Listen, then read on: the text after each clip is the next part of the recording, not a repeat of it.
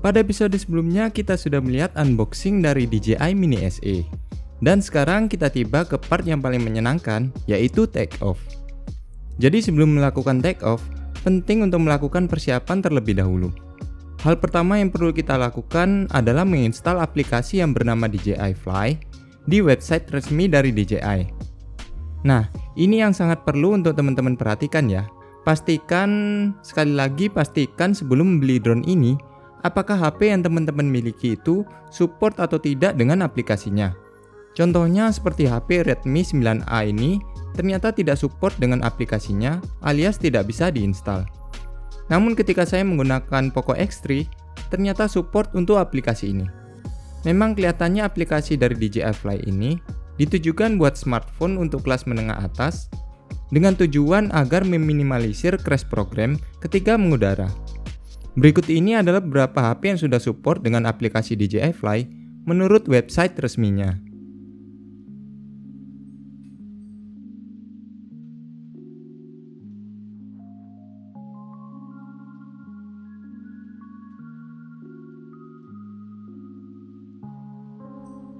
Kemudian selanjutnya untuk memorinya sendiri, di sini saya memakai yang ukuran 32 GB. Dan juga kebetulan banget ini bonus atas pembelian secara offline di toko. Untuk jenis memorinya sendiri adalah SanDisk Extreme Micro SDHC atau Ultra High Speed U3 yang sudah support 4K dengan kecepatan baca hingga 100 Mbps. Jadi memang memori termasuk salah satu hal utama yang harus diperhatikan agar hasil video yang direkam bisa maksimal. Setelah semua persiapan selesai, maka kita bisa lanjut untuk take off di outdoor. Jadi sekarang kita coba untuk nyalain dari kontrolnya dulu.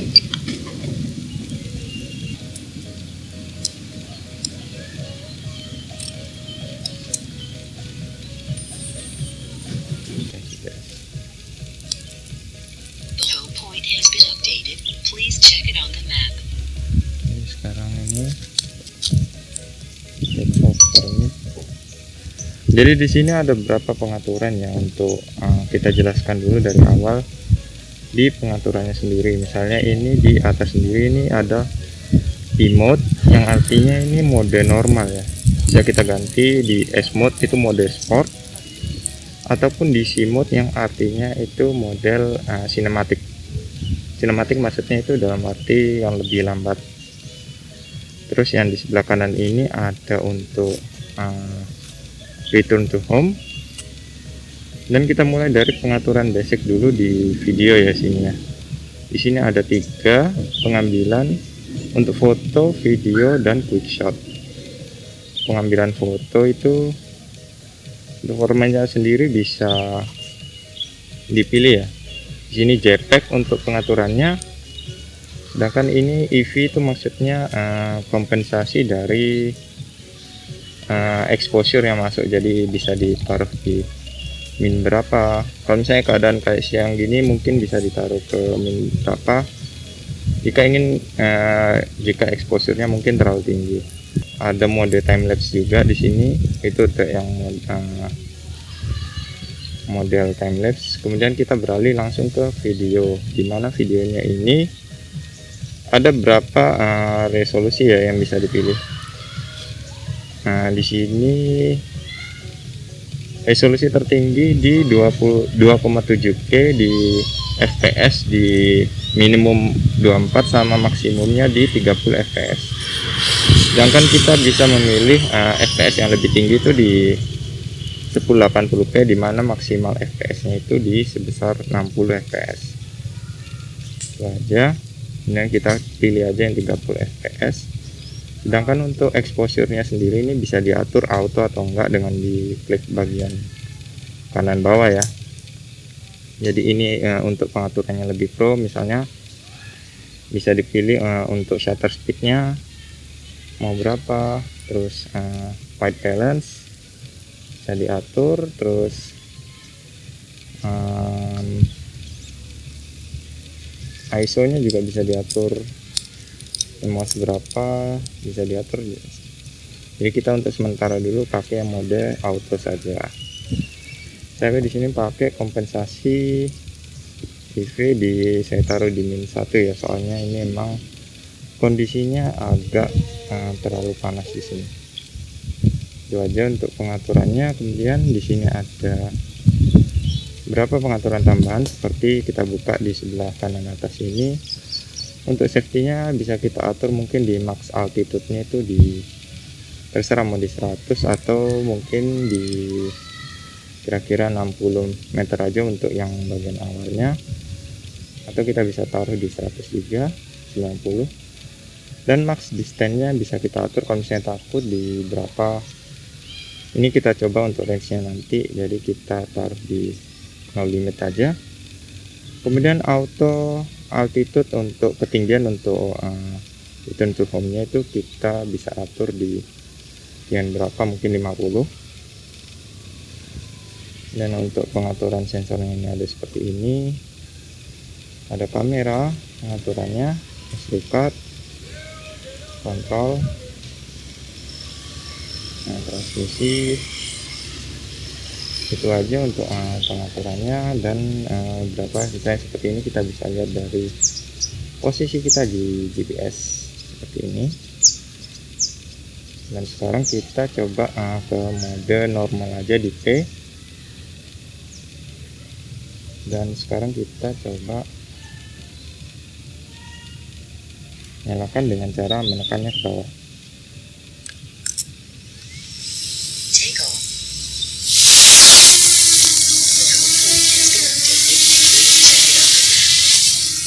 Sekarang kita coba naik ke atas berapa jauh kita bisa naik.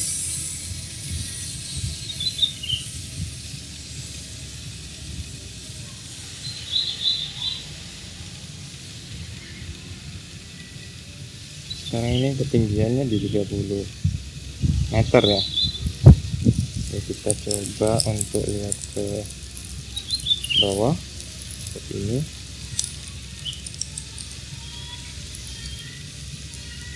Posisinya kita di sebelah sini, jadi bisa kita lihat.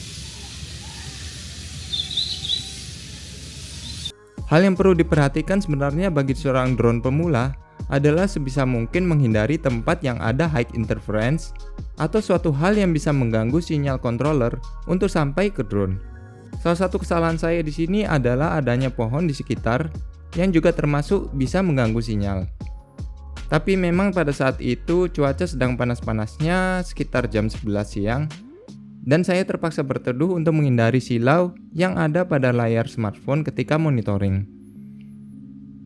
Dan kita juga tidak perlu panik jika tiba-tiba hilang koneksi dengan drone-nya, karena jika dalam waktu 11 detik drone mengalami lost connection, maka mode return to home akan otomatis menyala dan drone akan kembali ke titik koordinat yang semula, hingga drone nantinya bisa terkoneksi kembali.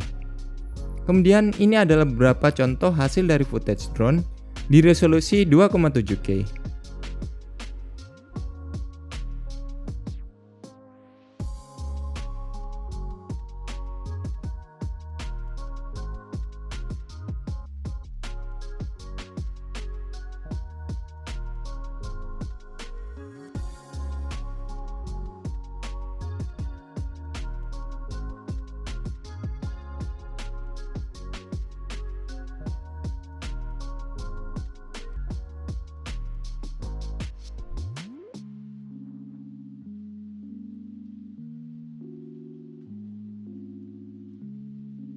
Menurut saya pribadi, hasil yang dihasilkan sudah sangat bagus, dan juga banyak reviewer luar negeri yang mengatakan jika kualitas gambar yang dihasilkan sudah sangat mirip dengan DJI Mini 2. Jadi meskipun Mini SE ini termasuk drone yang murah, namun kualitas yang dihasilkan sudah mumpuni untuk menghasilkan gambar yang sinematik.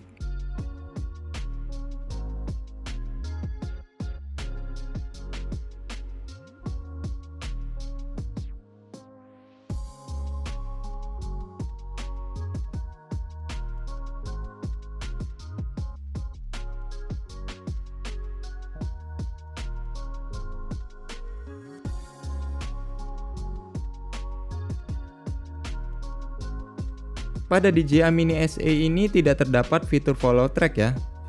Jadi hanya memiliki beberapa fitur intelijen otomatis seperti drone, atau fitur untuk drone bergerak mundur menjauhi kita dan akan kembali ke posisi semula.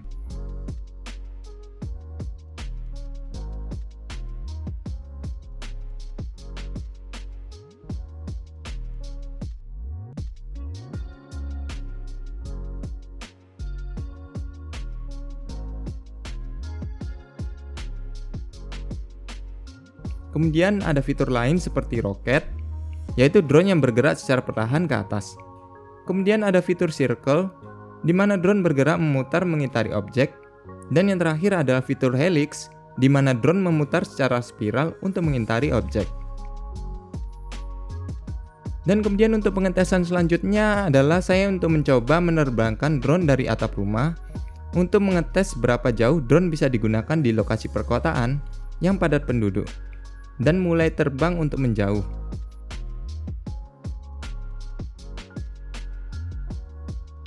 Pada jarak hingga 200 meteran, sinyal masih aman saja. Dan ternyata mulai masuk ke jarak 300-an, sinyal mulai mengalami gangguan oleh high interference.